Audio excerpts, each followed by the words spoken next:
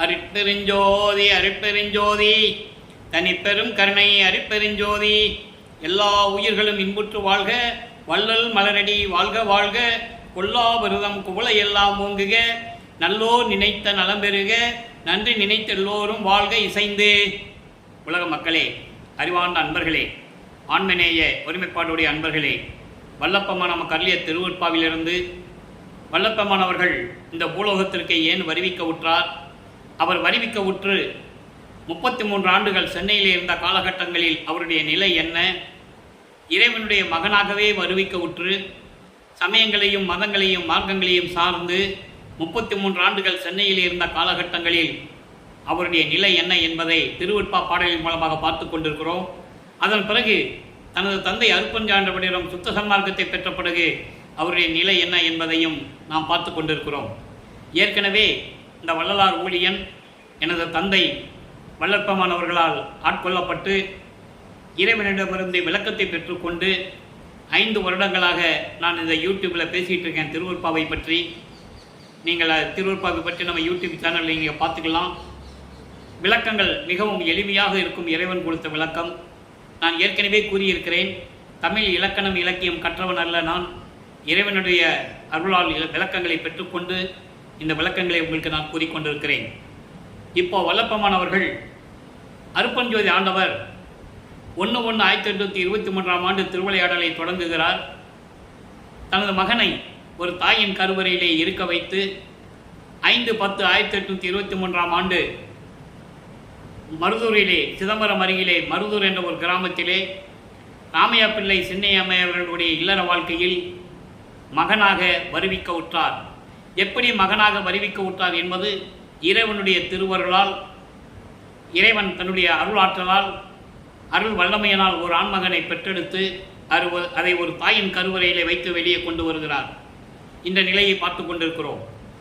1/1/1823 ஆண்டு தொடங்கிய திருவிளையாடல் 30/1/1874 இரவு 12 மணி வரையிலும் இறைவனுடைய அருட்பெருஞ்சாண்டவருடைய திருவிளையாடல் தொடர்ந்து நடந்து கொண்டிருந்தது.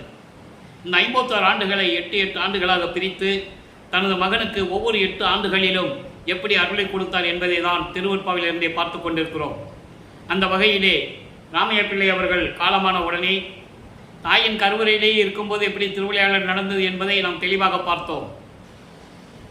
அந்த தாயின் சின்னம்மையாருடைய தாயின் கருவறையில், அந்த தாயின் கருவறையிலே நமது குழந்தை இறைவன் இருக்கும்போது கருவறை இருட்டாகி இருக்கிறது என்று கூறும்போது அருட்பெருஞ்சோதி ஆண்டவர் தன் மகனுக்கு கருவறையிலே ஒளி காட்டியதையும், தனது மகன் தந்தையிடம் அருட்பெருஞ்சோதி ஆண்டவரிடம் அப்பா பசிக்கிறது என்று கூறும்போது தனது மகனுக்கு அருள் அமுதம் ஊட்டியதையும், இதெல்லாம் கருவறையிலே நடக்குது. நல்லா புரிஞ்சுக்கணும். நீங்கள் வல்லப்பம்மான் யாருன்னு உங்களுக்கு தெரிய வைக்கணும்ல. உலகையில் சொன்னது வேற, பிறந்தாரு வந்தாரு போனாருன்னு சொல்லுவாங்க. அப்படி கிடையாது. அப்போ உடம்பு புழுக்கமாக இருக்கிறதே தந்தையே, ஒரு கருவறையில் கொண்டு போய் வந்துச்சு, காற்று வரலையே அப்படின்னு சொல்லும்போது தன் மகனுக்கு அமுத காற்று வீசியதையும் எல்லாமே திருவருட்பாவின் பாடல் மூலமாக நாம் பார்த்து விட்டோம். அதன் பிறகு 5 மாத குழந்தையாக இருக்கும்போது சிதம்பரத்திலே தனது மகனுக்கு சிதம்பர ரகசியத்தை காட்டியது.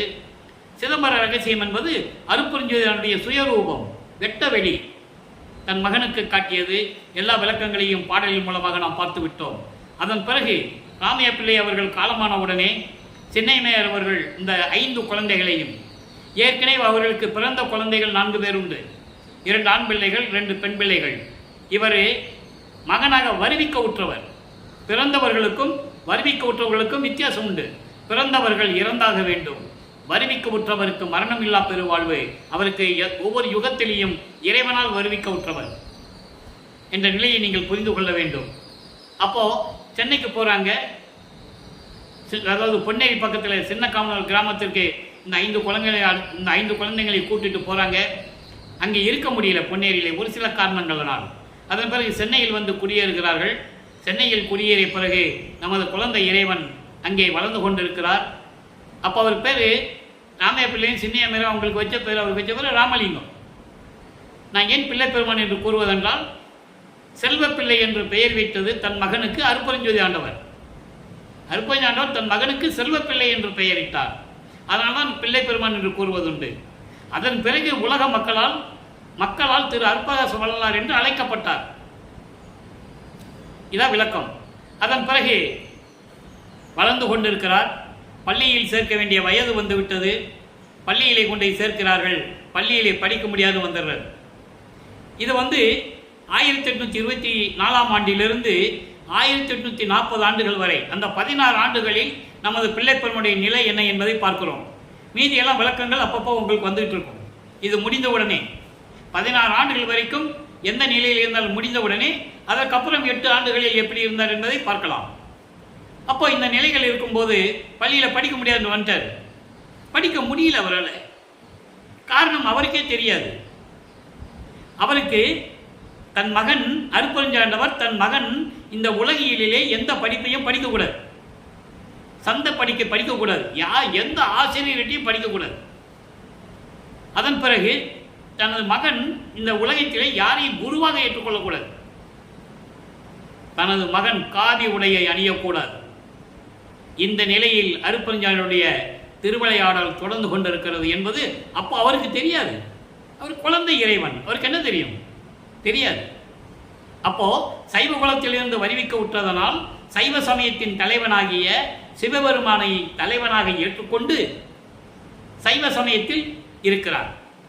சைவ சமயத்தின் அடையாளமாகிய திருநூரை பூசிக்கொண்டும் உத்திராட்சமணியை கழுத்திலே மாட்டிக்கொண்டும் நமச்சிவாயா சிவாய நம ஓம் சிவாய என்று சிவபெருமானை போற்றி பாடிக்கொண்டிருக்கிறார், வணங்கிக் கொண்டிருக்கிறார். 8 ஆண்டுகள் முடிந்து விட்டது. 9வது ஆண்டு தொடக்கத்தில் அருட்பெருஞ்சோதி ஆண்டவர் தன் மகன் முன் தோன்றி தன் மகன் முன் எழுந்தருளி, மகனே, நீ என் மகன், நீ என்னால் இந்த பூலோகத்திற்கு வருவிக்க உற்றவன், உன்னால் காரியங்கள் ஆக வேண்டியது இருக்கிறது. அப்பவும் விளக்கமாக அவர் தன் மகன் என்று சொல்லலை. சுத்த சன்மார்க்கத்தை கொடுக்கறதுக்கு தான் உன்னை வர வச்சனும் சொல்லலை. நல்லா கவனிச்சுக்கணும். நீங்கள் சில காரியங்கள் உன்னால் ஆக வேண்டியது இருக்கிறது இந்த பூலோகத்தில். அதற்கு உனக்கு முன்பருவம் பின்பருவம் காட்டி அருள் செய்வேன். முன்பருவம் பின்பருவம் என்பது அப்பப்போ நான் வருவேன். அதான் அந்த 8 ஆண்டுகள். இப்போ வல்லப்ப மன்னர் 2வது எட்டில் இருக்கிறார் 16 ஆண்டுகளுக்குள். நான் அப்பப்போ வருவேன், அப்பப்போ உனக்கு அருள் கொடுப்பேன் அப்படின்னு சொல்லிட்டு மறைஞ்சிடுவார். ஞானத்தை பெற்றுக்கொள் மகனே என்று சொல்லி தன் மகனுக்கு ஞானத்தை கொடுத்து விட்டு மறைந்து விடுகிறார் அருட்பெருஞ்சோதி ஆண்டவர். இவருக்கு மறைப்பு நிலை ஏற்படுகிறது. சைவ சமயத்தின் தலைவனாகிய சிவபெருமானை ஏற்றுக்கொண்டார். இது காலங்காலமாக நடந்துகிட்டு இருக்கு. ஒவ்வொரு சமயத்துக்கும் தலைவன் உண்டு. சைவ சமயத்தின் தலைவன் சிவபெருமான், வைஷ்ணவ சமயத்தின் தலைவன் திருமால், கௌபாரத்தின் தலைவன் முருகன், காணாபத்தியத்தின் தலைவன் விநாயகன், சௌரம் சமயத்தின் தலைவன் சூரியன், சாகரம் தன் தலைவி அம்மை. இப்படி ஒவ்வொரு சமயங்களுக்கும் தலைவன் உண்டு, மதங்களுக்கும் தலைவன் உண்டு. பௌத்தம், சமணம், இப்படி நிறைய மதங்கள் இருக்கு. மார்க்கங்களுக்கும் தலைவர்கள் உண்டு. தாச மார்க்கம் திருநாவுக்கரசர், சற்புத்திர மார்க்கம் திருஞான சம்பந்தர், சகமார்க்கம் சுந்தரர், சமய மார்க்கம் வாதவூரான் என்ற மாணிக்கவாசகர். இப்படி ஒவ்வொருக்கும் தலைவர்கள் உண்டு. அப்போ இவர் சமயத்தில் இருந்ததனால், சைவ சமயத்தில் இருந்ததனால் சிவபெருமானை வழிபட்டுக் கொண்டிருக்கிறார். இப்போ 9வது ஆண்டிலிருந்து இறைவன் ஆட்கொண்டார். 9வது ஆண்டிலிருந்து 12 ஆண்டுகளுக்குள் 1ஆம் திருமுறை உருவாகிறது. 1ஆம் திருமுறை 8 பதிகங்கள், 702 பாடல்கள். அதில் நாம் ஏற்கனவே திருவருள் முறையீடு பார்த்து விட்டோம். 236 232 பாடல்கள், வடிவுடை மாணிக்கமலை 100 பாடல்கள், சிவநேச வெண்பாவிலையும் கிட்டத்தட்ட 48 பாடல்களை பார்த்து விட்டோம். அருட்பெருஞ்சாண்டவருடைய திருவிளையாடல் என்ற பதிவிலே இந்த பாடலுடைய விளக்கங்களை எல்லாம் நாம் பார்த்தோம். ஒவ்வொரு 8 ஆண்டுகளிலும் வளர்ப்பவனுடைய நிலை என்பதை பார்த்தோம். இன்னும் மீதமுள்ள பாடல்களை சொல்ல வேண்டியிருக்கிறது என்பதால் திருப்பி நாம் ஆரம்பித்திருக்கிறோம். ஆக 9வது ஆண்டிலிருந்து 12 ஆண்டுகளுக்கு 1ஆம் திருமுறை உருவாகிறது. சிவநேச வெண்பா. சிவநேச வெண்பா என்பது இறைவனுடைய நிலையை பற்றி சொல்லுவது. இறைவனிடம் ஏன் இந்த பூலோகத்தினை வருவிக்க உற்று எனக்கு இந்த துன்பங்களை கொடுத்து கொண்டிருக்கிறாய் என்று முறையீடு செய்வது. இன்னைக்கு 49வது பாடல். நல்லா கவனிங்க. இப்போ பிள்ளைப்பெருமான் அவர்கள் 9வது ஆண்டிலிருந்து 12 ஆண்டுகளுக்குள் இருக்கிறார். அதாவது 1824ஆம் ஆண்டிலிருந்து 1836 வரைக்கும் எப்படி இருக்கிறார், இப்போ அதை நம்ம பார்த்துட்டு இருக்கோம். சரியா? இப்போ பாருங்க. ஆயா கொடியேனுக்கு அன்புடையாய் நீ அருளி இங்கு ஈயா குறையே இல்லை கண்டாய், மாயர்க்கும் வில்லா திருவடிக்கில் விண்ணப்பம் யான் செய்து கொள்ளா குறையே குறை. அற்புதமான பாடல். விளக்கம் பாருங்க, ரொம்ப ஈஸியாக இருக்கும், ரொம்ப எளிமையான விளக்கம். இங்கே பாருங்க என்ன சொல்றாருன்னா, அதாவது என்ன செய்யணும்னு தெரியாமல் இருந்த இந்த சிறியவனுக்கு நன்மைன்னா என்னன்னு தெரியாது, தீமைன்னா என்னன்னு தெரியாது, என்ன செய்யணும்னு எனக்கு தெரியாது. அந்த நிலையில் இருக்கின்ற இந்த கொடியவனுக்கு அன்பான இறைவனே, இந்த பூலோகத்திற்கு என்னை ஒரு தாயின் வழியாக வருவிக்க செய்து அதன் பிறகு என்னை ஆட்கொண்டு 9வது ஆண்டில் ஆட்கொள்ளுகிறார். அது பாடலிலே உண்டு. ஆண்டாறு 3 ஆண்டிலே ஆட்கொண்ட அருள் கடலே என்று கூறுவார். ஆண்டாறு 3 ஆண்டு என்பது 6+3. 9வது ஆண்டில் இறைவன் தன்னை ஆட்கொண்டதை பாடலிலே கூறியிருக்கிறார். திருவருட்பாவில் இருக்கின்ற உண்மை யாராலையும் மறுக்கவும் முடியாது, மறக்கவும் முடியாது. அப்போ ஆட்கொண்டு எனக்கு அருளி எந்த குறையும் நீ எனக்கு வைக்கவில்லை தான். பாடுகின்ற ஆற்றலை எனக்கு கொடுத்தாய், தெருவிலே விளையாடி கொண்டிருக்கும் போது என்னை ஆட்கொண்டாய், பாடுகின்ற ஆற்றலை கொடுத்தாய், அதில் எந்த விதமான குறையும் எனக்கு இல்லை. இருந்தாலும் மாயைகள் மயக்கங்களும் இல்லாத, அந்த மாயைகள் மயக்கங்கள் சூழல் இல்லாத உன்னுடைய திருவடிகளுக்கு நான் விண்ணப்பம் செய்து போற்றி வணங்காததான் எனக்கு குறையாக தெரிகிறது. உன்னுடைய திருவடிகளை போற்றி வணங்கி விண்ணப்பம் செய்யாமல் இருப்பதுதான் எனக்கு ஒரு குறையாக தெரியுதே தவிர மற்றபடி எனக்கு எந்த விதமான குறையும் இல்லை. இருந்தாலும் நீ விரைவில் வந்து என்னை ஆட்கொள்ள வேண்டும், ஆண்டுகள் கடந்து கொண்டிருக்கிறது, என்னை விரைவில் வந்து ஆட்கொள்ள வேண்டும் என்று கூறுகிறார். அப்போ வல்லப்பமானவர்கள் 12 ஆண்டுகளுக்குள் இந்த நிலையில் இருந்து கொண்டிருக்கிறார். 13வது ஆண்டு தொடக்கத்தில் இறைவனிடந்து ஞானத்தை பெற்றுக் கொண்டார் அல்லவா. இப்போ மனம் அவரை தூண்டி விடுகிறது. திருவொற்றியூருக்கு செல்வோம் என்று அவர் மனம் தூண்டுகிறது. மனம் தூண்டுகிறது என்று சொல்வதை விட அருப்பஞ்சோதி ஆண்டவர் மனதை தூண்டி விடுகிறார், என் மகனை திருவொற்றியூருக்கு அழைத்து செல் என்று. அப்போ இவர் கூறுகிறார் மனதிடம், மனமே வா, என்னோடு திருவொற்றியூருக்கு போகலாம். அங்கே இருக்கின்ற திரைவனுக்கு பாமாலை சூட்டி பூமாலை அணிந்து போற்றி வணங்குவோம், என்னுடன் வா மகனே என்று, என்னுடன் வா மனனே என்று சொல்லி மனதை கூட்டி சென்று செல்லுகிறார் திருவொற்றியூருக்கு. நமது குழந்தை இறைவன் அவர்கள் தங்கியிருந்த பகுதியிலிருந்து, ஏழுகணர் பகுதியிலிருந்து திருவொற்றியூருக்கு 13வது ஆண்டான நமது வல்லப்பமான் அவர்கள், நமது குழந்தை இறைவன் கால் வலிக்க நடந்து திருவொற்றியூருக்கு செல்லுகிறார். இவை அனைத்தும் அருப்பஞ்சோதி ஆண்டவருடைய திருவிளையாடலால் நடந்து கொண்டிருக்கிறது. இப்போ திருவொற்றியூருக்கு போய் என்ன சொல்றாரு, மனதை கூட்டு போறார்ல, மனதிடம் என்ன சொல்லுகிறார். 2ஆம் திருமுறை உருவாகிறது. 113 பதியங்கள், 1207 பாடல்கள். இதுவரை 34 பதியங்களுடைய விளக்கங்களை பார்த்திருக்கிறோம். இன்னைக்கு 35வது பதிகத்திலே நெஞ்சு அறை கூவல் 6வது பாடல். நெஞ்சு அறை கூவல் என்பது அதான் மனதிடம் சொல்லுவது. மனதிடம் சொல்லி நீ வா என்னோடு திருவொற்றியூருக்குன்னு சொல்லி மனதை கூட்டி சொல்லுவது போல திருவொற்றியூருக்கு செல்கிறார். இந்த பாடல் பாருங்க. கஞ்சனம் அங்கொரு விஞ்சனமாகி, கஞ்சனம் அங்கு ஒரு விஞ்சனமாகி காலில் போந்து முன் காண அருமுடியார். முதல்ல பாடலை படிச்சிடுறேன். அடுமுடியார் அஞ்சனம் கொள்ளும் நெடுங்கனால் எங்கள் அம்மை காண நின்று ஆடிய பதத்தார். மனிதன் சொல்லுகிறார், இறைவன் எப்படிப்பட்டவன், திருவொற்றியூரில் இருக்கின்ற இறைவன் எப்படிப்பட்டவன் என்று சொல்லி மனதிடம் சொல்லிக்கொண்டு அப்படியே நடந்து போயிட்டு இருக்காரு திருவொற்றியூருக்கு. செஞ்சொல் மாதவர் புகழ் திருவொற்றி தேவர்கான் அவர் திருமுடி காட்ட மஞ்சனம் கொடுவருதும் என் மொழியை மாறாது நீ உடன் வருதி என் மனனே. மனனே என்பது மனம். இப்போ இந்த பாடல் விளக்கம் பாருங்க. கஞ்சன் என்பவன் பிரம்மன். கஞ்சமலர் என்பது தாமரை மலர். தாமரை மலரில் மேல் வீற்றிருக்கின்ற பிரம்மன். அங்கு ஒரு விஞ்சனமாகி, விஞ்சனம் என்பது அன்னப்பறவை. தாமரை மலரிலே வீற்றிருக்கின்ற பிரம்மன் அன்னப்பறவையாக மாறி இறைவனுடைய முடியை பார்ப்பதற்காக மேலே பறந்து சென்று கொண்டிருக்கிறான். அதை எப்படி சொல்கிறார் என்றால், எனது இறைவனுடைய முடியை காட்ட வேண்டும் என்று பிரம்மன் இறைவனிடம் கேட்டிருந்தால் இறைவன் காட்டியிருப்பார்.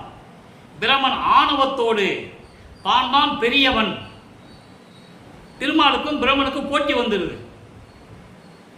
என்னது, சிவபெருமான் முடியை பார்க்க முடியாதுன்றாங்க, திருவடியை பார்க்க முடியாதுன்றாங்க. அப்போ நமக்கு அருள் இல்லையா, ஆற்றல் இல்லையா, பார்த்துக்கலாம், ஆணவம் வந்து விடுகிறது அவங்களுக்கு. அப்போ பிரம்மன் போய் பார்க்கலாம், முடியல, திருப்பி அன்னப்பறவையாக மாறி மேலே பறந்து சென்று கொண்டிருக்கிறான். முடியை பார்ப்பதற்காக பார்க்க முடியவில்லை. இறைவனிடம் பணிந்து வணங்கி, இறைவா உன் முடியை நாங்கள் பார்க்க வேண்டும் என்று சொல்லியிருந்தால் இறைவன் காட்டியிருப்பார்.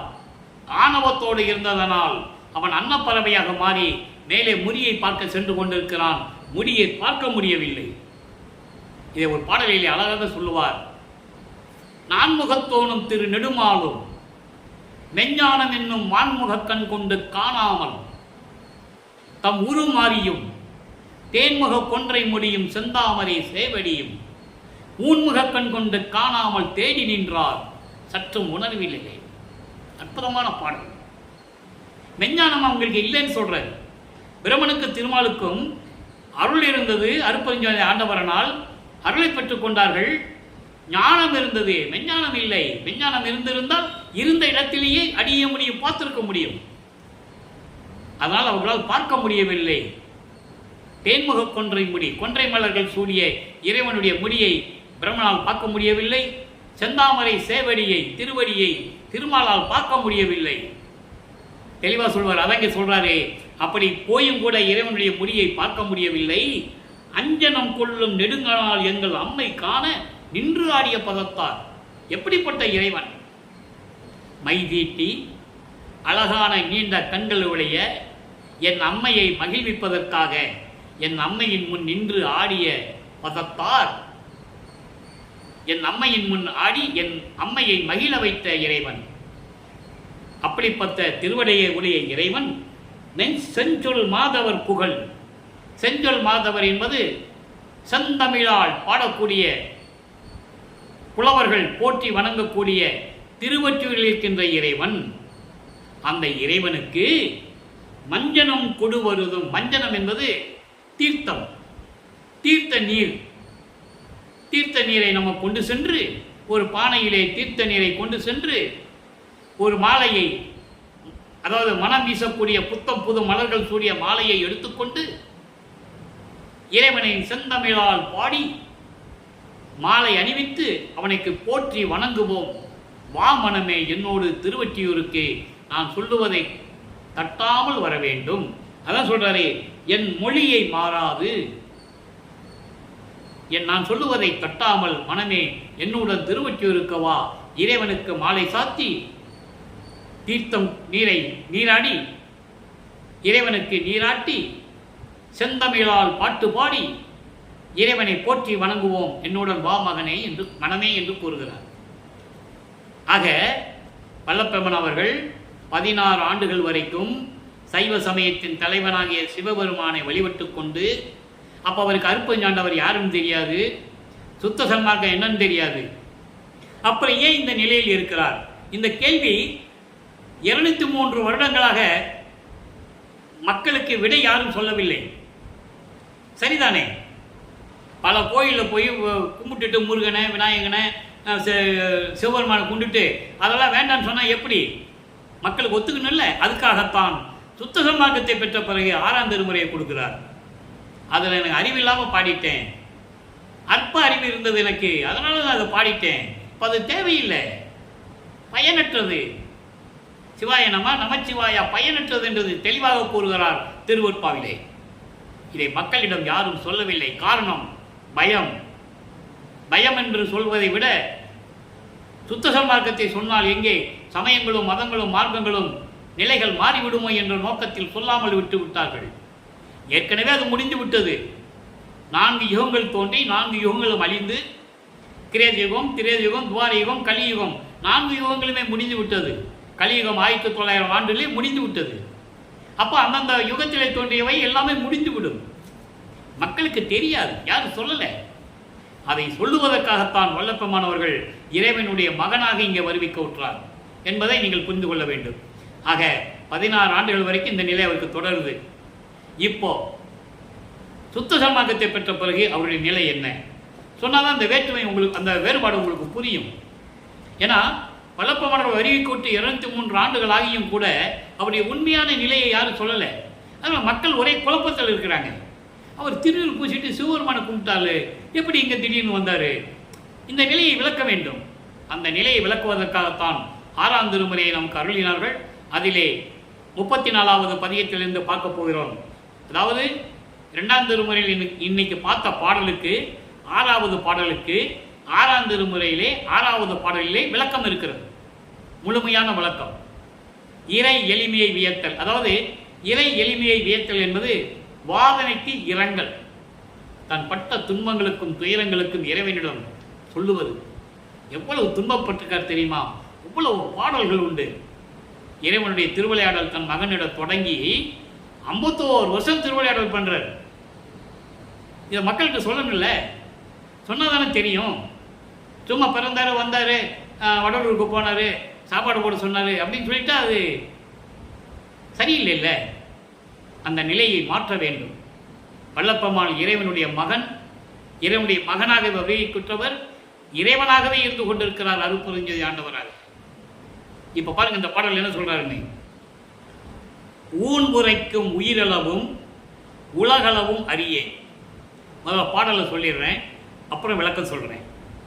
உன் அளவை அறிவேனோ என்னளவை அறிந்தோய், வான் உரைக்க மாட்டாதே வருந்தினவே, மறையும் வகுத்து உரைக்க அறியாதே மயங்கினவே, அந்தோ கோன் உரைக்கும் குறிகுணங்கள் கடந்த பெருவெளி மேல் கூடாதே கூடி நின்ற கோவே, நின் இயலை நான் உரைக்க நான் யாரோ, நான் யாரோ நவிலே, நான் எனவே நாணுகின்றேன் நடராஜ குருவே.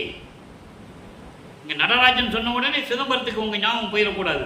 நடராஜன் கோயிலுக்கு அவன் வேறு, சமயத்தின் தலைவன், கர்ம சித்தியானவன். நல்லா புரிஞ்சுக்கணும். நீங்க அது தெளிவாக திருவருட்பாவில் நமக்கு பிள்ளை பிரமாணித்து. நடராஜன் என்பது அருட்பெருஞ்சோதி ஆண்டவர். இவங்க கடன் வாங்கிக்கிட்டாங்க. அருட்பெருஞ்சோதி கடன் வாங்கினது. ஏன்னா அவங்க சமயத்தில் இருக்கிறவங்க அப்படிதான் செய்வாங்க. நீங்க நடராஜன் கோயிலில் போய் அருட்பெருஞ்சோதி சொல்ல முடியாது.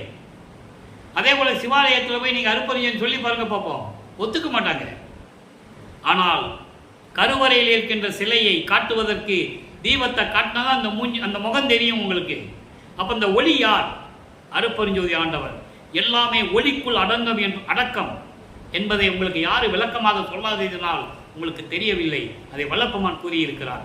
இப்ப பாருங்க இந்த பாடல்ல, ஊன் உரைக்கும் உயிரளவும், அதாவது இந்த உலகத்தில் படைக்கப்பட்ட உயிரினங்கள் இருக்கின்ற அத்தனை உயிரளவும், உயிரினங்களும், இந்த உலகில் படைக்கப்பட்ட இந்த உடலில் இருக்கின்ற அத்தனை உயிரினங்களும் 84 லட்சம் வகை யோனி வகைகள் என்று சொல்லுவார். அத்தனை உயிரினங்கள் இருக்கு. அத்தனை உயிரினங்களுடைய அளவையும், உலகத்தில் எத்தனை, இந்த பிரபஞ்சத்தில் எத்தனை உலகங்கள் இருக்கின்றன என்பது பற்றியும் எனக்கு தெரியாது. உலகத்திலே எத்தனை உயிரினங்கள் இருக்கின்றன, எந்தெந்த உயிரினங்கள் எந்தெந்த உடம்பிலே இருக்கிறது என்று கூட எனக்கு தெரியாது. எத்தனை உலகங்கள் இருக்கிறது என்று எனக்கு தெரியாது. அப்படி இருக்கும்போது உன்னுடைய அளவை நான் அறிவேனோ? உன்னுடைய நிலையை எப்படி என்னால் தெரிந்து கொள்ள முடியும்? என் அளவை அறிந்தோய், நான் யார் என்பதை நீ தெரிந்து கொண்டவன், உனது மகன், என்னுடைய நிலை என்ன என்ற நிலையை நீ என்னை பற்றி தெரிந்து கொண்டவன். வான் உரைக்க மாட்டாதே வருந்தினவே. வான் உரைக்க மாட்டாதே என்பது விண்ணுலகத்தில் இருக்கின்ற அத்தனை பேரும், பதத்தலைவர்களாகிய பிரம்மன், திருமால், ருத்திரன், மகேஸ்வரன், சதாசிவம், இந்திரலோகத்தின் தலைவனாகிய இந்திரன், நாகாதிபதிகள், தேவர் கூட்டத்தை சேர்ந்த 18 கூட்ட தலைவர்கள், நவநிலை தலைவர்கள், சக்திகள், சத்தர்கள், சித்திகள், சித்தர்கள் எல்லாமே உண்டு. இவர்கள் மட்டும், இவர்களும் உன்னை பற்றி அறியாமல் வருந்தி கொண்டிருக்க அருமையா சொல்லுவார். அது அடுத்து சொல்வார்கள், வேதங்களும் வகுத்து உரைக்க அறியாதே. வேதங்கள் கூட உன்னை பற்றி உண்மை நிலைகளை அறிய முடியாமல் இருந்து கொண்டிருக்கின்றன. வேதங்களும் சரி, விண்ணவர்களும் சரி, தேவர்களும் சரி, இத்தனை பேரும் உன்னை பற்றி அறிந்து கொள்ள முடியாமல் இருக்கின்றனே, மயங்கிக் கொண்டிருக்கின்றன. யார் இறைவன் என்று தெரியாமல், யார் இறைவன் என்று தெரியாமல் இருந்து கொண்டிருக்கிறார்கள். சைவ சமயத்தின் தலைவன் சிவபெருமான் என்று சொல்லிவிட்டார்கள். வைஷ்ணவ சமயத்தின் தலைவன் திருமால் என்று சொல்லிவிட்டார்கள். இப்படி ஒவ்வொரு சமயத்துடைய தலைவர்கள் இருக்காலும் சொல்லிவிட்டார்கள். அருட்பெருஞ்சானுடைய நிலை யாருக்கு தெரியும்? யாருக்கும் தெரியாது. வல்லப்பன் ஒருவருக்கு தான் தெரியும். அவர் யாருன்னு சொல்வதற்கு தான் இந்த பூலோகத்துக்கு வருவிக்க விட்டுறவர். அப்படி எல்லாமே மயங்கிக் கொண்டிருக்கின்றன. அப்படி இருக்கின்ற நிலையத்தில் அற்புதமாக எனக்கு காட்சியளித்து கோன் உரைக்கும் குழி குணங்கள் கடந்த, கோன் உரைக்கும் என்பது இறைவனுடைய குணங்கள் என்ன, இறைவனுடைய தன்மைகள் என்ன என்று சொல்லக்கூடிய ஒரு நிலை இருக்கிறது.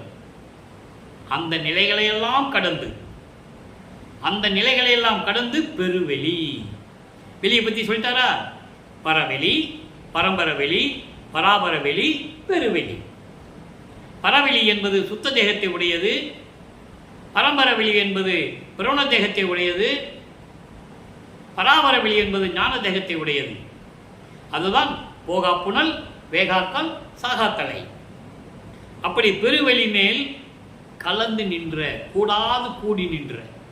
எப்படி சொல்றாரு பாருங்க, கூடாது கூடி, இருக்கிற மாதிரி தெரியும், இல்லாத மாதிரி தெரியும். இப்படியெல்லாம் கலந்து, இப்படியெல்லாம் கலந்து கலந்து நின்ற கோவே. அப்படிப்பட்ட இறைவனே, அருட்பெருஞ்சோதி ஆண்டவரே, நின் இயலை நான் உரைக்க நான் யார்? நின் இயலை, உன்னுடைய தகுதியை, உன்னுடைய அருள் தன்மையை, உன்னுடைய அருள் நிலையை நான் சொல்லுவதற்கு நான் யாரு? நான் சொல்லுவதற்கு நான் யார்? உன்னுடைய நிலையை நான் சொல்லுவதற்கு என்னால் எப்படி முடியும்? யார் சொல்ல முடியும்? நான் எப்படி சொல்ல முடியும்? என்னால் சொல்ல முடியாது என்று நான் நினைக்கும் போது நான் வெட்கப்படுகிறேன். எப்படி சொல்றார் பாருங்க, என்னால் சொல்ல முடியாது, நான் சொல்ல முடியாது என்று நான் நினைக்கும் போது நான் வெட்கப்படுகிறேன், நாணுகின்றேன் சொல்றார். நான் வெட்கப்படுகிறேன் நடராஜ குருவே. இங்கதான், இதுக்கு தான் இவர் பள்ளிக்கூடத்தில் போய் படிக்காமல் இருந்ததுக்கும் யாரையும் குருவாக ஏற்றுக்கொள்ளன்னு சொல்றதுக்கு இங்கே ஒரு விளக்கம். இப்போதான் சொல்லுவார், தன் தந்தையை குருவாக ஏற்றுக்கொள்ளுகிறார், தாயாகவும் தந்தையாகவும் குருவாகவும் ஏற்றுக்கொள்ளுகிறார். வேற யாரையும் வல்லற்பவன் குருவாக ஏற்றுக்கொண்டதில்லை, யாரையும் வணங்கியதும் இல்லை. 33 ஆண்டுகள் சிவபெருமானை வணங்கினார். அதற்கு முன்னால் விவரம் தெரியாததுக்கு முன்னால் முருகனை வணங்கினார், விநாயகனை வணங்கினார். உண்மை. அப்போ அவருக்கு தெரியாது. அதன் பிறகுதான் சொல்லுகிறார், அவர்களெல்லாம் தத்துவத்தின் அடிப்படையில் இருக்கின்றவர்கள், கடவுள் நிலைக்கு கோடான கோடி பங்கு கீழ்நிலையில் இருக்கின்றவர்கள் என்பதை தெளிவாக வல்லப்பமான அவர்கள் நமக்கு அருளி இருக்கிறார்கள் என்பதை இங்கே நான் பதிவு செய்ய கடமைப்பட்டிருக்கிறேன். அடுத்து பாருங்க, இப்போ சொல்லிட்டார் இறைவன் யாரு? தேவர்களாலையும் சொல்ல முடியல, வேதங்களாலையும் சொல்ல முடியல, என்னால் மட்டும் எப்படி சொல்ல முடியும்? அப்படிப்பட்ட இறைவன், அப்படிப்பட்ட இறைவன் அங்கே திருச்சிற்றம்பலத்திலே, அங்கே சத்தியஞான சபையிலே விளங்கிக் கொண்டிருக்கிறார் என்று இறைவனுடைய நிலையை கூறுகிறார். இவருடைய நிலையையும் கூறுகிறார்.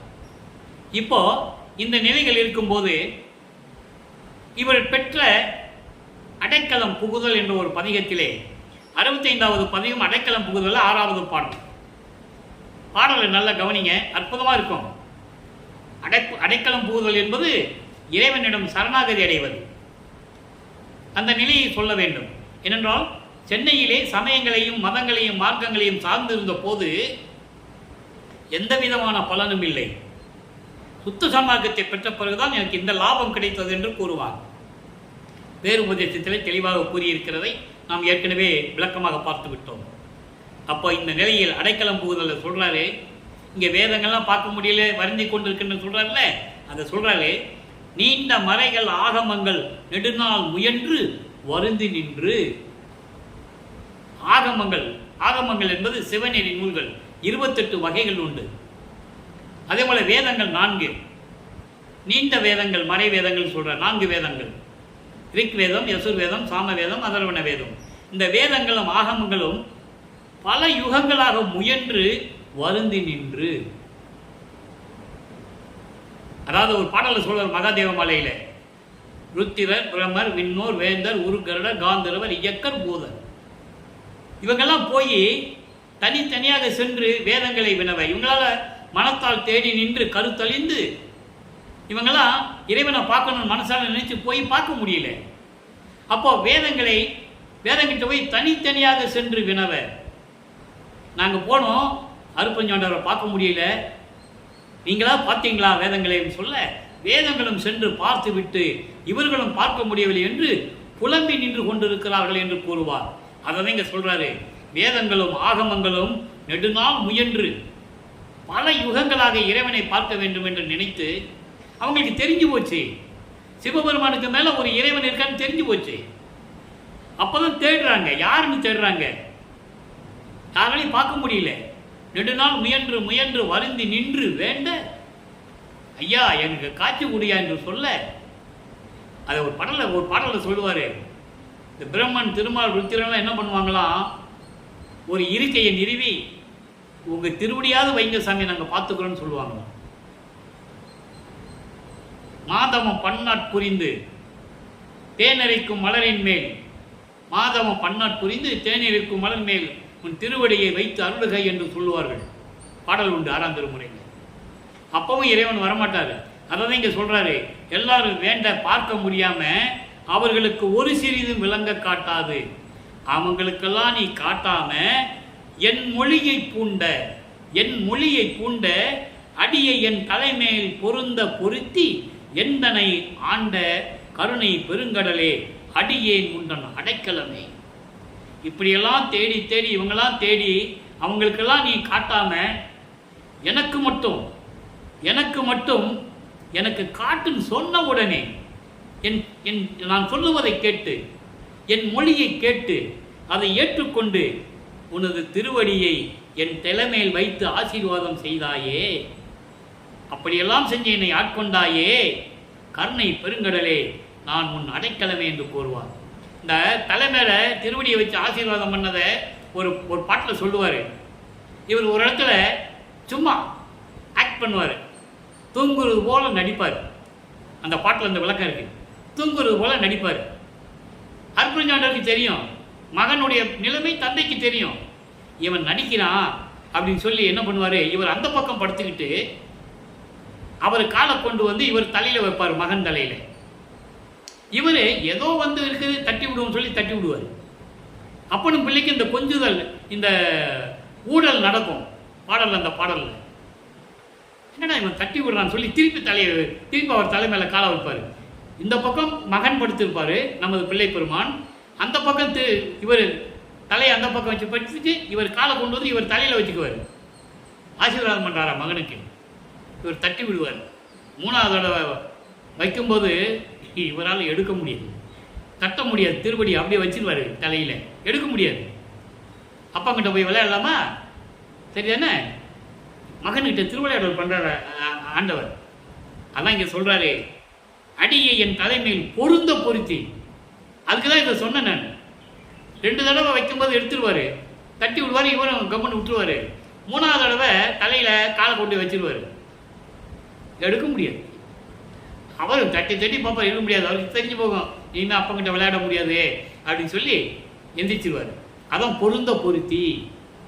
எடுக்க முடியாம எனக்கு என் தலையில உன் திருவடியை வச்சு எனக்கு ஆசீர்வாதம் பண்ணாயே, கருணையின் பெருங்கடலே நான் உன் அடைக்கலமே என்று கூறுவார். இவ்வளவு அற்புதமான விளக்கங்கள் இருக்குது அன்பர்களே. வல்லப்பெருமான் யார்? இறைவனுடைய மகன். திருவிளையாடல் நடக்குது. எதுக்காக? உலக மக்களை எல்லாம் சுத்த சன்மார்க்கத்தில் சேர்த்து உலக மக்கள் எல்லாம் இன்புற்று வாழ வேண்டும், உலக மக்கள் எல்லாம் மரணமில்லா பெருவாழ்வில் வாழ வேண்டும், எல்லா செல்வங்களை பெற்று நீடூழி வாழ வேண்டும் என்பதற்காகவே வல்லப்பெருமான் அவர்கள் இதையெல்லாம் உலக மக்களுக்கு சொல்ல வேண்டும் என்பதற்காகவே வருவிக்க விட்டவர். அந்த காலகட்டங்களில் சமயங்களும் மதங்களும் மார்க்கங்களும் வேரூன்றி நின்ற காலகட்டங்களில் சனாதனம் என்ற பெயரில் எப்படியெல்லாம் உலக மக்கள் எல்லாம் துன்பப்பட்டார்கள், துயரப்பட்டார்கள். கீழ்ஜாதி மக்கள் கோயிலுக்குள்ள போக முடியாது. இதெல்லாம் உங்களுக்கு உலக வாழ்க்கையில நீங்க தெரிஞ்சிருப்பீங்க. வல்லப்பெருமான் பாடல்ல சொல்றார். அப்படிப்பட்ட நிலைகளெல்லாம் இருந்த காலகட்டங்கள் தான் பிள்ளை பெருமான்கள் வருவிக்க உற்று அந்த நிலைகளை எல்லாம் மாற்றி உலக மக்களுக்கெல்லாம் சுத்த சன்மார்க்கத்தை கொடுத்து அருட்பெருஞ்சோதி ஆண்டவர் ஆனார்கள் என்பதை நீங்கள் புரிந்து கொள்ள வேண்டும். எனவே அன்பு மக்களே, எல்லாம் சுத்த சன்மார்க்கத்தில் இணைந்து, சுத்த சன்மார்க்கம் என்பது வேறு ஒன்றுமில்லை, சமயங்களையும் மதங்களையும் மார்க்கங்களையும் சாராதது தனி மார்க்கம், இறைவனால் உருவாக்கப்பட்ட மார்க்கம். மீதியெல்லாம் மனிதர்களால் உருவாக்கப்பட்டது. மனிதன் அழிந்தால் அவர்கள் உருவாக்கி அத்தனையும் அழிந்தது. இது இறைவன் உருவாக்கப்பட்ட மார்க்கம்.